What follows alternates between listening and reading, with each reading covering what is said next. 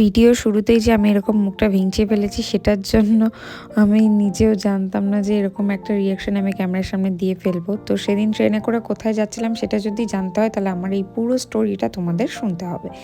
সেদিন ঠিক তখন বাজে হলো 5:30। তখন আমি এই মেয়েটাকে ফোন করি অ্যান্ড ফোন করে বলি যে চল ঘুরতে যাবি।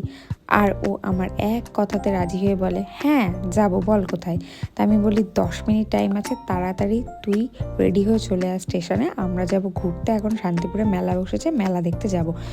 তোমরা বিশ্বাস করবে না, ও 10 মিনিটের মধ্যে রেডি হয়ে স্টেশনে চলে আসে।